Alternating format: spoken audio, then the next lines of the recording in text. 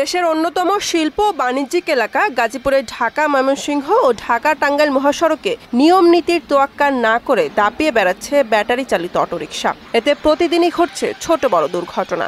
আমরা সিঙ্গেল রোডে যাত্রী ওঠে না, এই জন্যই তো এই রোডে চালাই। আমাদের জীবনের ঝুঁকি নিয়েছে, অনেক ঝুঁকি নিয়ে চলতেছে।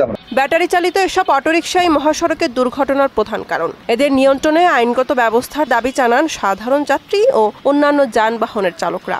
ডাইনামে না দেখেও তো ওরা ফট করে ঘুরে যায়। গাড়ির ভিতরে যাত্রী থাকে 5 জন 6 জন, মনে হয় যাত্রী শুদ্ধ যায়, এই গাড়ি চলে যায় পরে। ওদের তো ইয়ে নাই, গেট মেট নাই, ব্রেক ধরার সাথে উল্টো পড়ে যায়, লোক বাচ্চা শিশু উল্টো পাশে ঢুকে। জন্য রাস্তা হাইওয়েতে চলাফেরা খুবই অসম্ভব। এরা পারে না খালি ডিস্ট্রিক্ট মারতে। সরকারে যেন এই অটোগুলা উঠায় দেয়, আমরা এটাই চাই। মহাসড়কে অটোরিকশা একটি চ্যালেঞ্জ হয়ে দাঁড়িয়েছে জানিয়ে ট্রাফিক পুলিশের এই কর্মকর্তা বললেন, আগের থেকে নিয়ন্ত্রণে আসছে এবং চলাচল বন্ধে প্রয়োজনীয় ব্যবস্থা নেওয়া হচ্ছে। বর্তমান পরিস্থিতিতে অটোগুলো আমাদের জন্য আসলে চ্যালেঞ্জ হিসেবেই দাঁড়িয়েছে। বিআরটিএ লেন বা নন বিআরটিএ লেনে চলে আসে আমাদের দৃষ্টিগোচর হলে আমরা আটক করছি এবং অনেক ক্ষেত্রে আমরা এটা ডাম্পিং করছি এবং আপনি দেখবেন এখন অনেকটা কন্ট্রোলে আসছে। আমরা নিয়মিত এই অভিযানগুলি পরিচালনা করছি।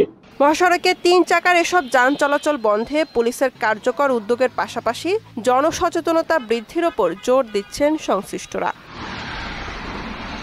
বুশরাত জাহান, মোহনা সংবাদ।